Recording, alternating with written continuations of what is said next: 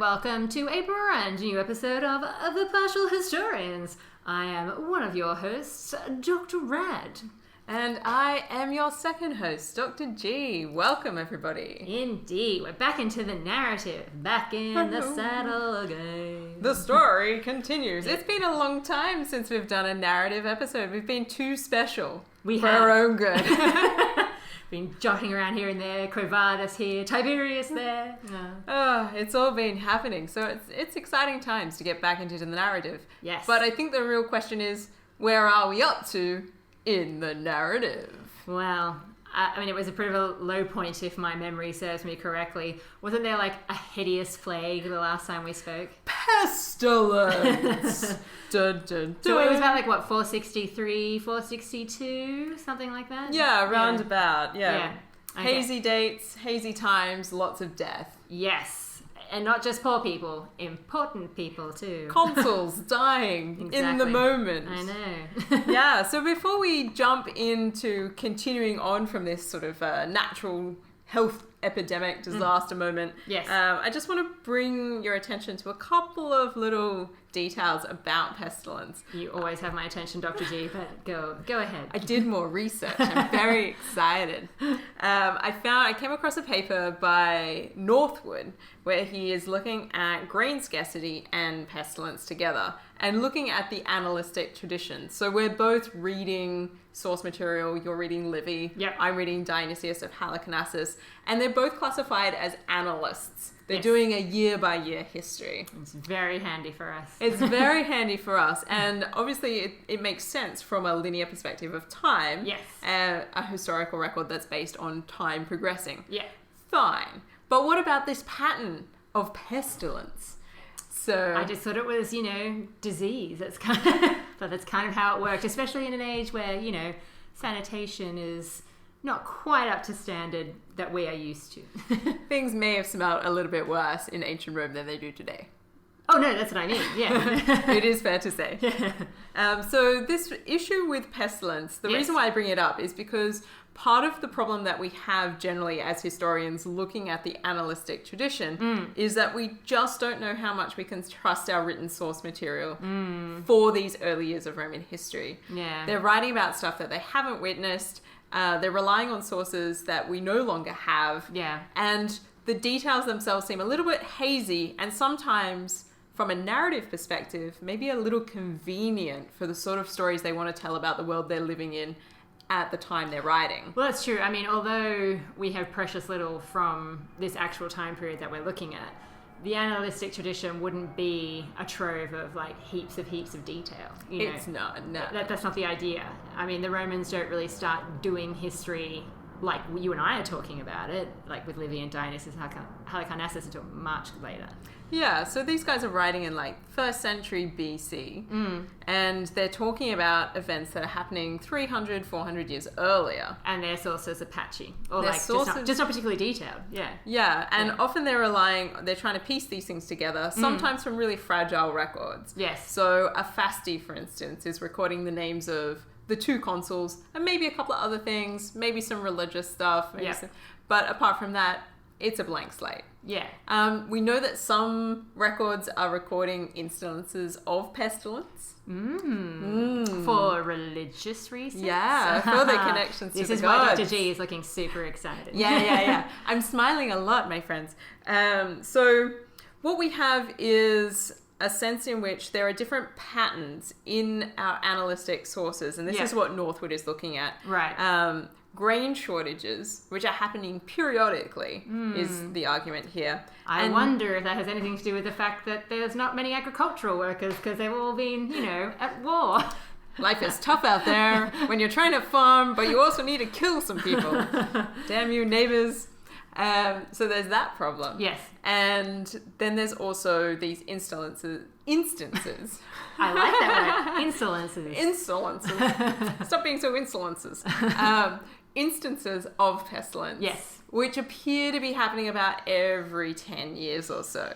I feel like that's kind of standard, isn't it? I mean, for life before modern sanitation to a certain extent. I mean, I'm sure the Romans have their own unique explanation, but I'm just, Yeah, I kind of feel like these kinds of plagues, God knows what kind of disease they are, do recur fairly regularly.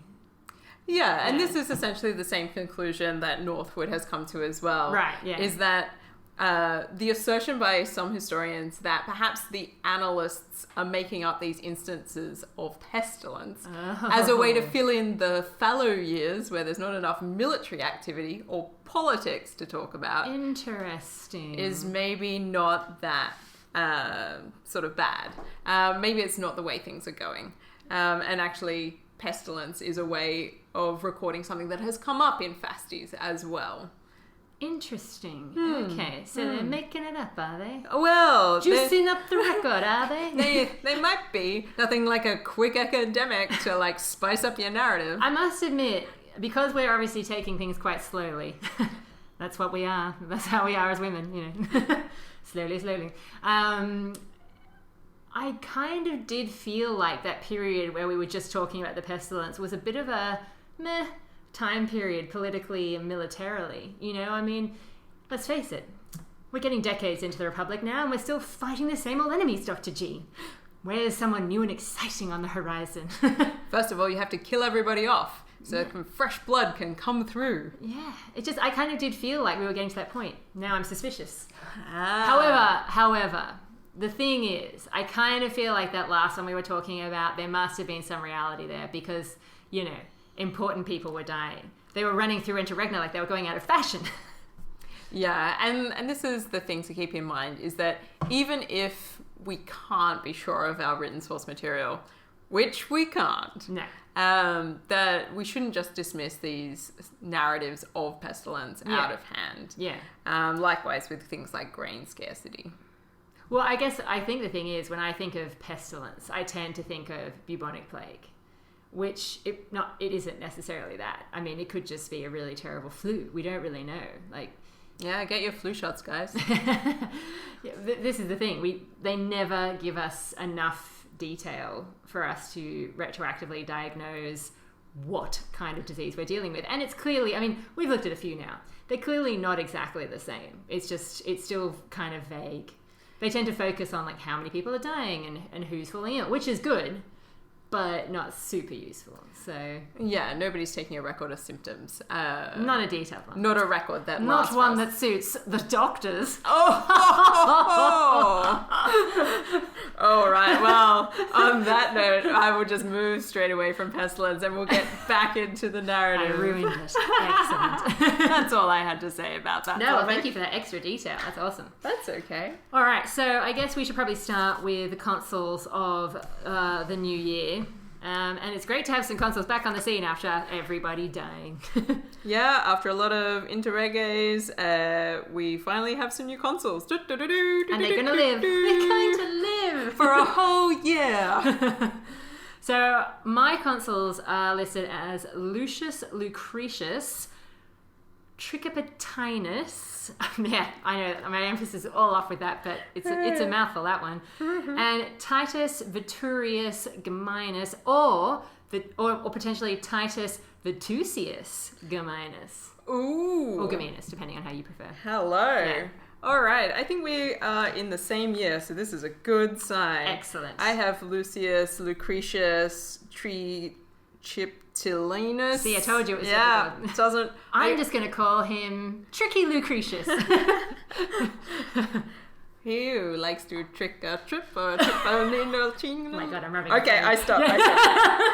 And Titus Veturius Geminus, or Titus Veturius Geminus Churinus. Yes, there is that extra name. So yes. There's nothing like these two. They'll definitely stick out in your memory, listeners. And these guys, oofed. So these guys take over, and according to Livy, Rome is actually in a pretty good spot right now, which is not what you might be expecting given all the disease and everything. But he's saying that they were not only able to defend themselves finally, but they could actually attack people. Hooray! This feels like a very quick turnaround. And these are the kinds of narrative moments where you're like, I don't know about this annalistic tradition, guys, because we tick over in the calendar year and all of a sudden the pestilence is gone. Well, this is where, I think you said this last episode, and it ties into what you were just saying. there was so much devastation and death, but it did seem very neatly shoehorned into like a year. So either, as you say, they're kind of making it up, or they're fudging the dates. Like it's been a lot longer than just a year. Or maybe it was just the flu season. And Maybe now we've hit spring. Everybody's like, feeling sprightly again, Hey, guys. look, if it's a new strain, it can knock you off, sure. But Yeah. Anyway. So yeah, things are looking pretty good for Rome. You know that Rome is back to full strength when they feel like they can attack people. Boy, do they have a lot of vengeance to navigate. Well, it's not entirely them. In my account, it's the Hunici, their allies, who come to them for help. And this is why they're like, right, let's do this. Is that how things unfold in Dionysius? Kind of. It's definitely the Hunutians that are sort of like calling for some aid. Right. Because it seems like the Aequians and the Volscii have sort of taken a combined force and sat it outside on the edge of Hunutian territory, being like, well, if anything's going to drag the Romans out of their city, it'll be us sitting right here. We're watching and waiting, waiting and watching. Yeah, so Dionysius of Halicarnassus, he notes that Sextus Titius, one of the tribunes, tries to revive the measure for the allotment of land. Oh, okay. But the populace will not permit it. Because they're too fixed on, helping out the allies and whatnot? I don't know. I'm very confused about the populace at this point. And I was like, guys, you still need that land allotment. It's been decades in the coming now. It has. No real reason. I'm not persuaded that they would not permit it. Interesting. See, I did consult our old friend Baratian, so I knew that this Titus character would spring up somewhere, but it's not really a feature in Livy's narrative. Yeah, and it really just sort of gets sidelined. Dionysius basically makes out that the people are much more interested in waiting till a better time to pursue this. Well, that does seem wise given everything that's been going on in their lives. Yes, I've just recovered from the flu, and my friends, the Hunutians, need my aid. I have to think about my own land allotment later. Well, I also feel like, the populace, whoever they may be, must have been pretty depleted. Yes. Maybe that means that there was, more available to the ones that survived. Oh. You know how after, the Black Death, there was so much extra stuff for the people left behind? Yeah. I'm sorry. I'm fixating on the bubonic plague. Yeah. I feel like if I was a remaining populace at this point, I'd be really pressing for the land allotment to get through. I'd be like, you know what? I get a bigger chunk of the public land right now. It does seem clever for that reason, but then, I kind of feel like maybe they just feel like there's more around. But anyway, I'm digressing. Yes. Well, in other things that seem unlikely in Dionysius' narrative, okay, the Senate votes for war and everybody's very excited and they enroll straight away. Right. Very smooth. Yeah, very smooth. They're divided into 3 forces. Oh, wow. Okay. Yeah, that's how many they've got. Yeah, enough for 3 different armies. Yeah. They've got the one that's going to stay home. Right. And that's going to be led... The lucky army. Well, depending. Will we have another outbreak of pestilence? That's true. Run away. So we've got the one that's going to stay home, led by Quintus Furius, or also known as Quintus Fabius, if you're Livy. Okay. The old I was consul... going to say, I got Quintus Fabius, but I would definitely have noticed if there was a Furious around. Yeah. It's really only Dionysius who wants this guy to be a Furious. Well, I do like the extra Furious in my life. Maybe he's on the cusp of half-half. This is the old consul of 467. And famous for concluding an awkward, not lasting peace with the Aequians. Yeah, I feel like that was Fabius. Whatever. It is Fabius. Yeah, precisely. Yeah. And the other 2 are heading off towards Aequian and Volscii. Yes. Now, in my account, Viturius, or Vitusius, is sent off against the Volscians. And tricky Lucretius. He is meant to help out the allies by making sure that their territory is nice and secure. How does that go? Well, pretty well, actually. I mean, as far as the securing goes, there's a bit of a complication, but I don't want to preempt you too much. Oh, no. I'm really interested in what's going on in your narrative. All right. So Lucretius rocks up, stays with the Hernicians, and they're like, yay, we're so glad you're well again. And so he secures their territory. He knows that his job is not to go any further than that. So the only catch is a band of raiders managed to get past him. Yeah. Awkward. So whilst he's staying put, they unfortunately, get around the territory somehow. And they start ravaging some fields that are getting a little too close to Rome for the Romans' liking. And so the people who are back at home, I mean, as I said, I just called them lucky. I can't believe I did that because I know that they start panicking. They start panicking. Again, I feel like this is a typical thing for the Romans, or at least as Livy would like the Romans to be.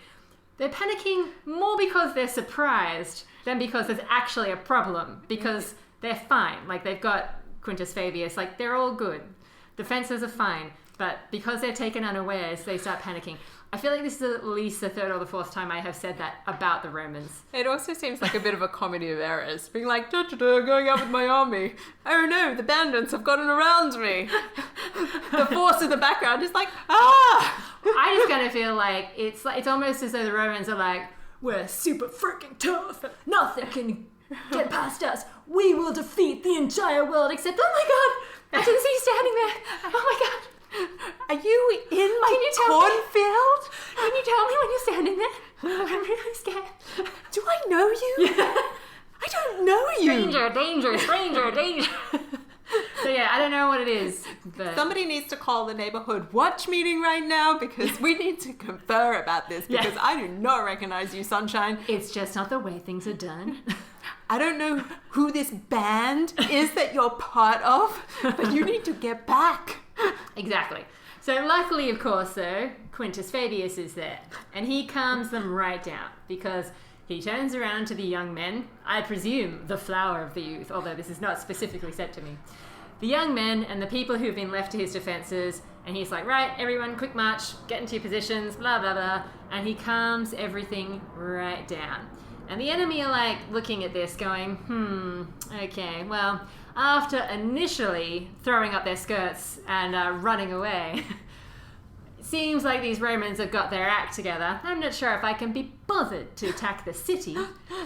I'm just a bandit. Yeah, I think I might just plunder in their eyesight while looking at them menacingly, and I will content myself with that. Yeah, a bit of like a what's up action. I see you're organized over there, but what about this field? Exactly. Yeah. So that's about as far as I want to go without checking in with you and seeing what's happening in your neck of the woods. That seems like pretty standard warfare on all sides at this point in time. It really is, yes.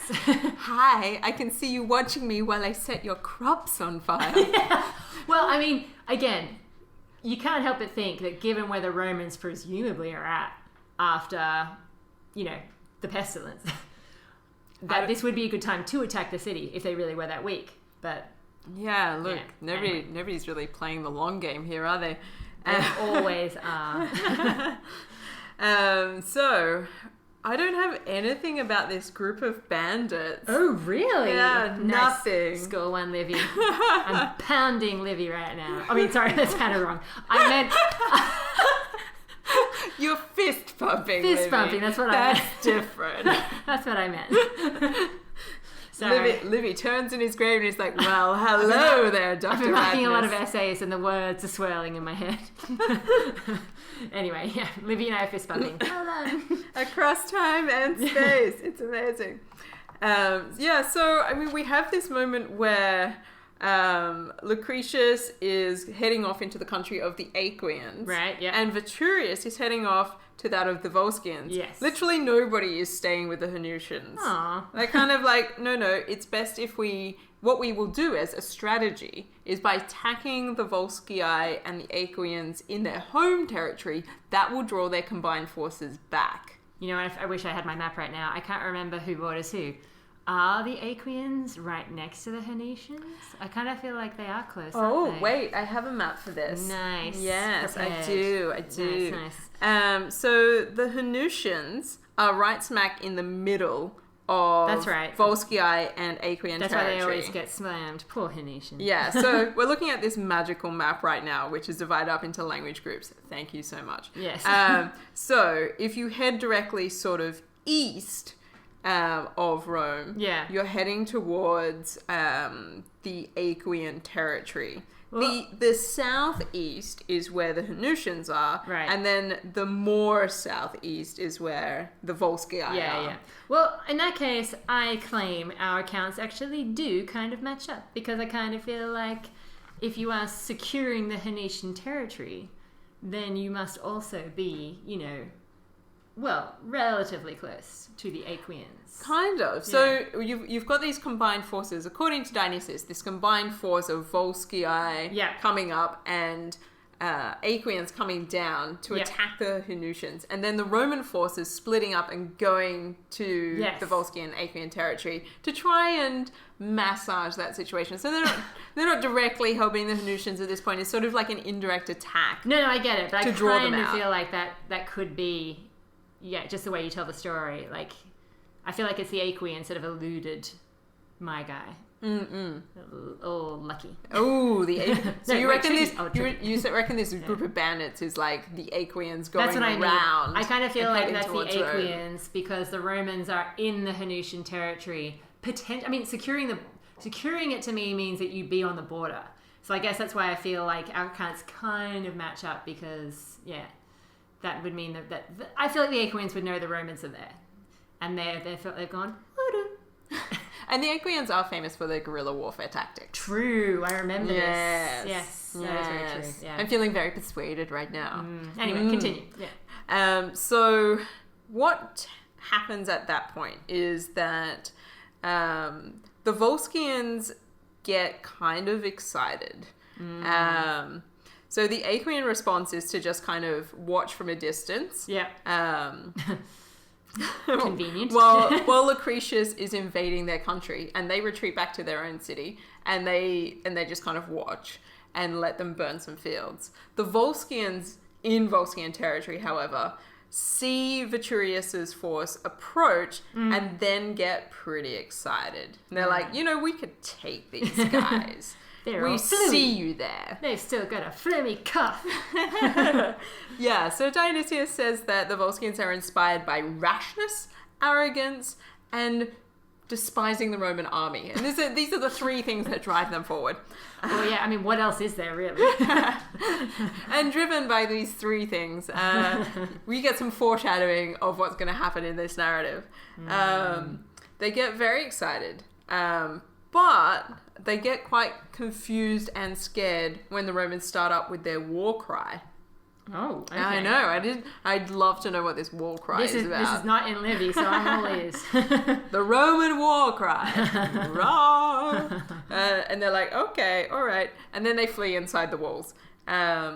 And most of them are killed because they flee. So they come out of the fortress and they're like, yeah, we'll take them. It'll be great. And they're like, oh no, the Romans have a war cry. Quick, run away. And then the Romans fall upon them and kill lots of them. Actually, after having been very convincing in terms of like this band of raiders would have been Aequians, I'm now coming around to the idea that maybe they weren't. Or at least they were a blend, maybe, because I don't have the details that you have, but it does seem to be this band of raiders that end up fighting tricky Lucretius. Gotta keep remembering to say that. All right, yeah. Because it seems to me that he runs into them. Oh wait, no, I'm confusing myself. Never mind. No, you're right. Continue. Well, I'll keep going with my narrative, and we'll see if anything starts to tee up. I guess the thing is, in my account, it's definitely Viturius that's dealing with the Volscians, as is yours. Yes. And he definitely wins a battle with them. Yes. No problems. Okay, so we're agreed on that. Yeah, but then it seems to be Lucretius that runs into this band of raiders on their way back. Oh. And therefore, it seems to me like maybe they are Volscians, but it's not clear. I think we have just very different narratives, yeah, to I be should start honest. making it try and fit. Yeah, I think they're not going to fit because things get worse in my narrative. Okay. So the Romans have tried this strategy of like attacking the home territories of the Aequia and the Volscii to draw that combined force away from the Hanusians. Right. But it doesn't work. Because the leaders of that combined force decide that now is the perfect time to forget the Hanusians and make straight for Rome. Because most of the armies of Rome are out in the field. Of course. And they're like, well, you're going to attack our home cities. We're coming for you. Yes. So they're like, now we're behind the enemy lines, essentially. And they make a break for it. They're like, we can do it. We can do it. Vengeance. So they do this. And they're like, it's going to be great. Don't you worry. We'll get there. We'll either take Rome or we'll drive the enemy out of our own territory. So it's exactly the same strategy that the Romans have applied to them. Right. But they're just doing it in the opposite direction. And the Romans have got 2 enemies to worry about. Yes. Yeah. But they're operating with a combined force. Yes. Anyway, things take a turn because they get as far as Tusculum. Ooh. Yeah, which is, reasonably close to Rome. You can see Rome in the distance across the plain. Tusculum is one of the places that these raiders apparently attack. Yeah, and Tusculum's sort of on the base of the hills south of Rome. Yeah. So it's probably about, I don't know, maybe 20, 30 kilometers away.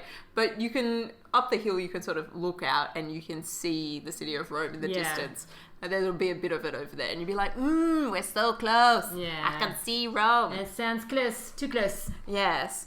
But by the time they get there, they notice that, or they learn at that point that Rome has a third army which is defending the walls. Right. So that's the moment that they're like, oh, wait a minute. We've made a terrible mistake. We thought the Roman city was going to be completely undefended.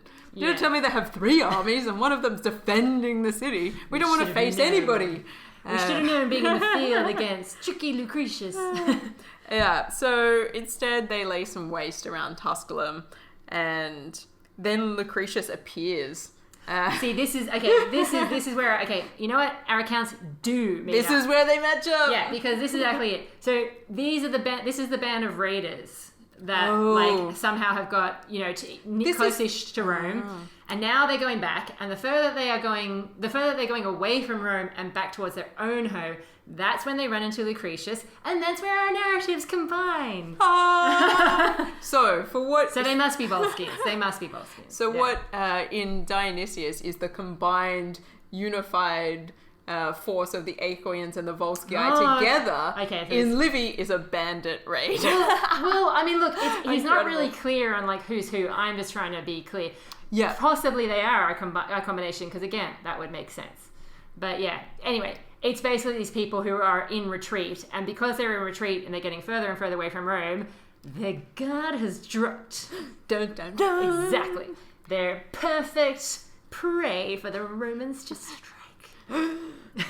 Sorry. It's quite dramatic. Yeah, so this is where they run into Lucretius. Sorry, continue. All right, so Lucretius makes camp. Apparently, one of the important details for Dionysius is that they store their goods in some trees nearby. Okay. Before they get into the fight. Very important. And this battle takes ages. It does seem to be a fairly significant... I mean, they can't be more... It has to be more significant than a band of raiders, as in numbers-wise. Because Livy, of course, skips straight for the good stuff. The ending. Oh, Livy. Yeah. Which is that... There'll be no pounding of Livy today. Yeah, the Romans basically managed to drive, sort of wedge them into a position from which they can't really escape. And the Volscii... I mean, again... I feel like this is the 4th time I've said it, so it's starting to lose some of its impact, but the Volscian name is wiped from the face of the planet. Not true, by the way, but yeah, it's pretty bad. It's pretty bad. And I, in fact, have some numbers for you, Dr. G. Oh, I love some good numbers. Yes. So apparently, the number of Volscian dead is 13,470. That's really specific. Where did Livy get that figure from? Well, he doesn't tell me, unfortunately. But what he does tell me is that they captured 1,750 prisoners of war and 27 standards. 27 standards? Yes. That's huge. That's what I mean. It's clearly not just a band of raiders. This band of raiders is a lot larger than I thought and more well organized. I'm giving Livy a lot of flack right now, but I haven't checked the translation, to be fair. So fair enough. Yeah, anyway, yeah. Livy, what are you doing? We're pretty organized. 27 standards. Oh, yeah. Rome. And so obviously, Lucretius gets a lot of other stuff. He gets a lot of spoils. Actually, Livy does say, although, I mean, this is vague enough for it not to count, Livy does say that he gets these numbers from certain annals, although it may be exaggerated. But there's certainly no exaggerating the fact that it was a massacre. It was a murder on the dance floor. Sorry, I don't know why. I'm sorry. The visual's too much. Yeah. So, the Volscii, according to Dionysius, they acquit themselves bravely in conflict for a long time. Yeah, I definitely think that this is a pretty big... And they also hear word that there is another force approaching, and this is the thing that sort of leads to their ultimate destruction. Yes. Is that they're worried that backup for the Romans is arriving. Yes, and they would be correct. Yeah. Because this is where the consuls start to get together, you know. Yeah. And they start to run away, and that's the worst thing you can do in these kind of set to battles.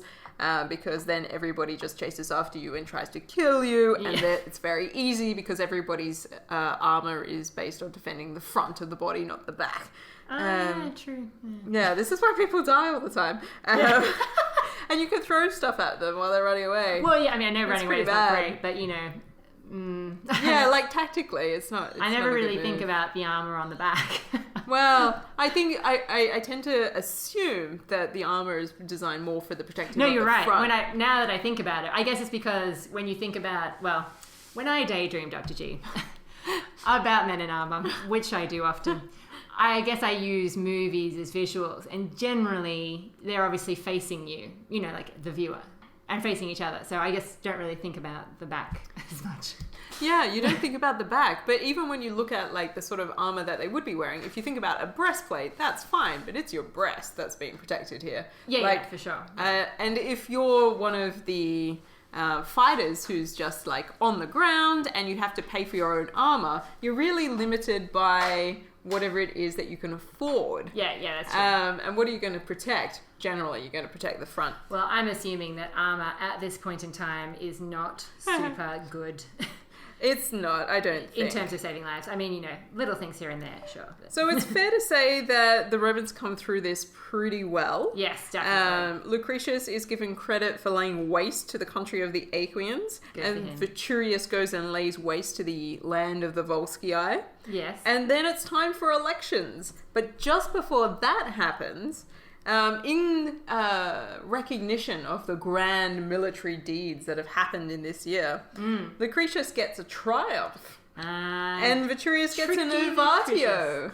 Yes, except there's a slight hitch with the triumph, but I want to save that for next time. Ooh. Yes. Well, that's going to leave things on a so suspenseful note. I think it might be time for...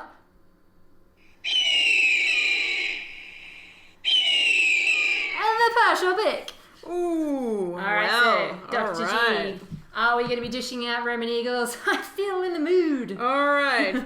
So the Romans have the capacity to win a grand total of 50 eagles. Let's see if they can do it. Alright, so for a possible 10 eagles, military clout. Okay, well, finally, some good stuff. I mean, finally. They were sick last time, but still. Usually they do well in this category, and that was missing last time when we did this. So I think it's pretty good. I feel like with a triumph, an ovatio, laying of waste of 2 different territories. I feel like it maybe like a 9. Ooh, yeah, you do it. Yeah. The only reason it's not a 10 is because of Livy's account of this like evasion by this band of raiders, whatever the hell that means, Livy. Livy. Yeah. So yeah, I'm gonna say a 9. All right. Diplomacy. Well, I'm gonna lowball that one with a complete 0, No. or maybe 2 for like coming to the aid of the Nucii. That is true, and they do secure their territory. And the hello, Venetians, friends. They seem fine, unscathed. So yeah, let's say a 2. All right, cool. Expansion. Well, I mean, they're not really adding new territory. They're not losing any, but it's a bit of a... It's still early days for that part of the empire. Is it a 0? Yeah. Yeah, okay. Virtus. Ooh, okay. There's definitely some of that going on here. Who's got it And where did they put it? I mean, it's mostly because of like the warfare, let's face it. It's kind of Roman virtus is tied to intrinsically masculine characteristics. Yeah, and there's a pretty strong connection at this point, I would say, between virtus and getting things like a triumph or an avatio. Exactly. So I guess it's up there, like, I don't know, like a 7. I mean, there's no spectacular feats on the battlefield that I've heard, that, you know, that either of us have really heard of. And certainly virtus encompasses more than just military prowess. For sure. Like, that's one thing. But it's not like anybody's won a crown for, like, going over the top first or anything like that. That's what I mean. So or demonstrated some sort of moral excellence in the city. Yeah. So is it a 7 or is it like a 6? Maybe a 6. A 6? All right. Done. All right, and let's say you were a citizen at this glorious time in Roman history. How good was your life? Well, I mean, this is a bit of a tough one because, as usual, there is virtually nothing said about them. However, in my account, they do panic and then they get calmed down. And they're safe. Yeah, mine don't argue for the land reallotment and they just go along with the war. I feel like they're not desperately unhappy. Things have been worse. But at the same time, you know, nothing's really happening to make their life amazing. And an army coming within sight of the city doesn't sound great. I panicked, I tell you, I panicked.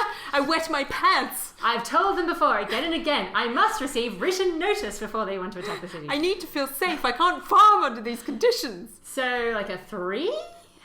Is that too much? I don't know. Yeah, look, I mean, they don't die on the battlefield, so I suppose even maybe a 4, perhaps. Ooh. Yeah. Okay. All right. So a 4. So that leaves us with a grand total of 21 golden eagles for Rome. That is a massive improvement on the last one. Well, my friends, it's hard to beat a plague, but they did it. Excellent. So please join us next time to find out what happens with Lucretius' triumph. The controversies that await us all.